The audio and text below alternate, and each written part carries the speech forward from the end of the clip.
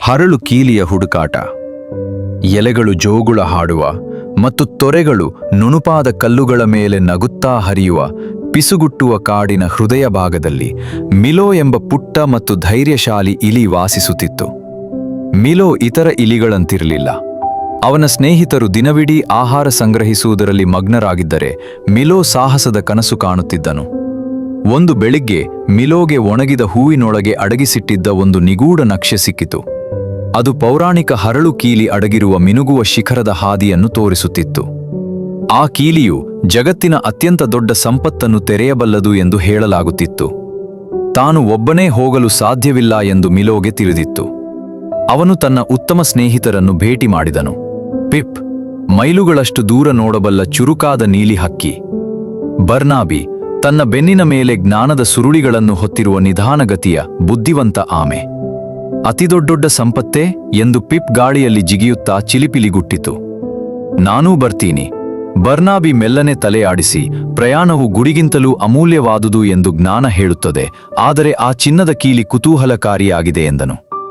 ಅವರ ಮೊದಲ ಅಡಚಣೆ ಗರ್ಜಿಸುವ ಕಂದಕ. ಅದನ್ನು ದಾಟಲು ಗ್ರೋಗೆಂಬ ಕೋಪಿಷ್ಟ ಕಲ್ಲು ರಾಕ್ಷಸ ಕಾಯುತ್ತಿದ್ದ ಸೇತುವೆಯನ್ನು ಅವರು ದಾಟಬೇಕಿತ್ತು. ದಾಟಬೇಕಾದರೆ ಗ್ರೋಗ್ ಗುಡುಗಿದನು, ನೀವು ಈ ಒಗಟಿಗೆ ಉತ್ತರಿಸಬೇಕು.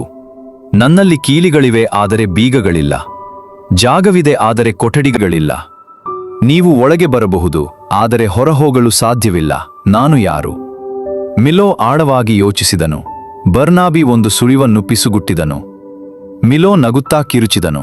ಕೀಬೋರ್ಡ್ ಗ್ರೋಗ್ ಆಶ್ಚರ್ಯಚಕಿತನಾಗಿ ದಾರಿ ಬಿಟ್ಟುಕೊಟ್ಟನು. ನಂತರ ಅವರು ಸಂಪೂರ್ಣ ಕತ್ತಲೆಯಿಂದ ಕೂಡಿದ ಗುಹೆಯನ್ನು ಪ್ರವೇಶಿಸಿದರು. ಅವರು ಪ್ರತಿ ಹೆಜ್ಜೆ ಇಟ್ಟಾಗಲೂ ಗುಹೆಯು ಅವರ ಶಬ್ದಗಳನ್ನು ಅನುಕರಿಸುತ್ತಿತ್ತು. ನನಗೆ ಭಯವಾಗುತ್ತಿದೆ, ಪಿಪ್ಪಿಸುಗುಟ್ಟಿತು. ನನಗೆ ಭಯವಾಗುತ್ತಿದೆ, ಭಯವಾಗುತ್ತಿದೆ, ಗುಹೆ ಮರುಪಿಸುಗುಟ್ಟಿತು. ಮಿಲೋ ಬರ್ನಾಬಿಯ ಕಂದೀಲನ್ನು ಎತ್ತಿ ಹಿಡಿದು, ನಾವೆಲ್ಲರೂ ಜೊತೆಯಾಗಿದ್ದೇವೆ ಎಂದು ಕೂಗಿದನು. ಗುಹೆ ಪ್ರತಿಧ್ವನಿಸಿತು, ಜೊತೆಯಾಗಿದ್ದೇವೆ, ಜೊತೆಯಾಗಿದ್ದೇವೆ. ಸ್ನೇಹದ ಆ ಪ್ರತಿಧ್ವನಿಯನ್ನು ಕೇಳಿ ಅವರಿಗೆ ಧೈರ್ಯ ಬಂತು. ಅವರು ಕತ್ತಲೆಯಲ್ಲಿ ಒಬ್ಬರನ್ನೊಬ್ಬರು ಹಿಡಿದುಕೊಂಡು ಸಾಗಿದರು. ಕೊನೆಯಲ್ಲಿ ಅವರು ಪರ್ವತದ ತುದಿಯನ್ನು ತಲುಪಿದರು. ಅಲ್ಲಿ ಮಂಜುಗಡ್ಡೆಯ ಪೀಠದ ಮೇಲೆ ಹರಳು ಕೀಲಿ ಇತ್ತು. ಅದು ಮಳೆಬಿಲ್ಲಿನ ಎಲ್ಲಾ ಬಣ್ಣಗಳಿಂದ ಮಿನುಗುತ್ತಿತ್ತು. ಮಿಲೋ ಅದನ್ನು ಕೈಗೆತ್ತಿಕೊಂಡನು. ತಕ್ಷಣ ಪರ್ವತದಲ್ಲಿದ್ದ ಒಂದು ದೊಡ್ಡ ಕಲ್ಲಿನ ಬಾಗಿಲು ತೆರೆಯಿತು. ಅವರು ಚಿನ್ನ, ಆಭರಣಗಳು ಮತ್ತು ಆಟಿಕೆಗಳಿರಬಹುದೆಂದು ನಿರೀಕ್ಷಿಸಿ ಒಳಗೆ ಓಡಿದರು. ಆದರೆ ಆ ಕೊಠಡಿ ಖಾಲಿಯಾಗಿತ್ತು. ಅಲ್ಲಿ ಒಂದು ದೊಡ್ಡದಾದ ಸುಂದರವಾದ ಕನ್ನಡಿ ಮಾತ್ರ ಇತ್ತು. ದೊಡ್ಡ ರಹಸ್ಯದ ಅನಾವರಣ. ಅವರು ಕನ್ನಡಿಯಲ್ಲಿ ನೋಡಿದಾಗ ಅವರಿಗೆ ಕೇವಲ ತಮ್ಮ ಮುಖಗಳು ಕಾಣಿಸಲಿಲ್ಲ, ಬದಲಾಗಿ ಅವರ ಪ್ರಯಾಣದ ದೃಶ್ಯಗಳು ಕಂಡವು. ಮಿಲೋ ಒಗಟಿಗೆ ಉತ್ತರಿಸುತ್ತಿರುವುದು, ಪಿಪ್ ಪ್ರೋತ್ಸಾಹ ನೀಡುತ್ತಿರುವುದು ಮತ್ತು ಬರ್ನಾಬಿ ಎಲ್ಲರನ್ನೂ ಸುರಕ್ಷಿತವಾಗಿ ನೋಡಿಕೊಳ್ಳುತ್ತಿರುವುದು.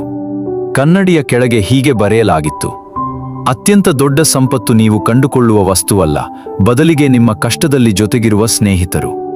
ಚಿನ್ನದ ಪೆಟ್ಟಿಗೆಯನ್ನು ತೆರೆಯಲು ಆ ಕೀಲಿ ಇರಲಿಲ್ಲ, ಬದಲಿಗೆ ತಮಗೆ ಬೇಕಾದ ಎಲ್ಲವೂ ಈಗಾಗಲೇ ತಮ್ಮ ಬಳಿಯೇ ಇದೆ ಎಂಬ ಸತ್ಯವನ್ನು ಅರಿತುಕೊಳ್ಳಲು ಅದು ಕೀಲಿಯಾಗಿತ್ತು. ಮಿಲೋ ಮತ್ತು ಸ್ನೇಹಿತರು ಒಬ್ಬರನ್ನೊಬ್ಬರು ತಬ್ಬಿಕೊಂಡು ನಕ್ಕರು ಮತ್ತು ತಮ್ಮ ಮುಂದಿನ ದೊಡ್ಡ ಸಾಹಸದ ಬಗ್ಗೆ ಯೋಜಿಸುತ್ತಾ ಮನೆಗೆ ಮರಳಿದರು.